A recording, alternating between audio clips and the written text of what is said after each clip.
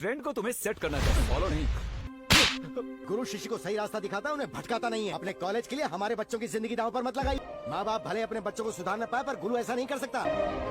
Students को जिन्होंने sports और कल्चरल एक्टिविटीज में हिस्सा लिया था, उनके पेरेंट्स मिलने आए सर। मेरा बेटा एग्जाम पास हो जाए इतना ही काफी है। बच्चों को पालने और पढ़ाने के लिए हम खून पसीना एक करते हैं। बेटी को गाना गवाने के लिए कॉलेज नहीं भेजते। के बच्चे ना बहुत नालायक हो गए ना, दोस्तों के साथ आवारा गर्दी करना बस यही काम है इनका। आप सबने कॉलेज के दिनों में क्या किया था? अपनी जवानी में तो आपने खूब मजे किए। जब आपके बच्चे कर रहे हैं तो कह रहे हो कि ये मत करो वो मत करो। इंसान कुछ ऐसा सीखने की कोशिश करता है जो उससे परे हो, तो वो फेल ही होता है, जैसे आप सर। हमारे पास सुविधा नहीं थी, पैसे नहीं थे, हम इसीलिए नहीं पढ़ पाए। पर ऐसा नहीं कि पढ़ नहीं सकते थे। पढ़िए, अगर आपको इंटरेस्ट है तो मैं पढ़ाऊंगा। सीखने की कोई उम्र नहीं होती है। पढ़ेंगे और पास भी होंगे, और अगर हम पास हो गए तो आप हमारे बच्चों के बीच में बिल्कुल नहीं आएंगे। अब सही बात की आपने। अगर हम फेल हुए तो हम लोग कोई भी सवाल नहीं करेंगे। क्या कहना है आपका? अरे सभी का इवनिंग कॉलेज में एडमिशन करा दो। cos थीटा प्लस आई साइन थीटा। अपनी फेवरेट नागिन सीरियल नहीं देख पाई, 5 मिनट मोबाइल पर देख लेती हूँ। तुम लिख लेना।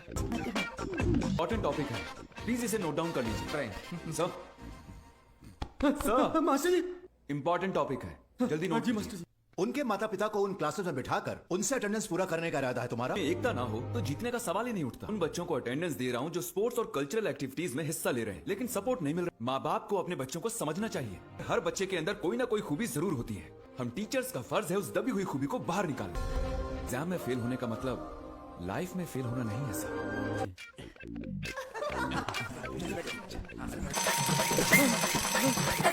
पढ़ना नहीं है पापा?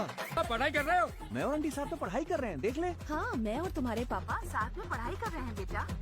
मैं बन गया। पापा, गाना मुझे गाना है, आपको सिर्फ पढ़ाई करना है। अगर मैं गा नहीं सकती तो आप भी एंजॉय नहीं कर सकते। ये लीजिए किताब और जाकर पढ़ाई कीजिए। बजा रहा है, मैं पढ़ नहीं पा रही हूँ। कल आप सभी के चैलेंज के अनुसार आपका टेस्ट लिया जाएगा और उस टेस्ट के बाद आप सबकी औकात सामने आ जाएगी। आप किस तरह की बात कर रहे हैं? हमारा सिखाया हम सीख नहीं पाए, इसका मतलब हम अपने जीवन में असफल हैं। टेक्स्ट बुक से ज्यादा ज्ञान हमारे पंचांग में है। मैंने कहा मैं स्वादिष्ट खाना पकाता हूँ, क्या उस तरह का खाना आप पका सकते हैं? जिस तरह की मैं टेलरिंग करता हूँ, क्या आप कर पाएंगे?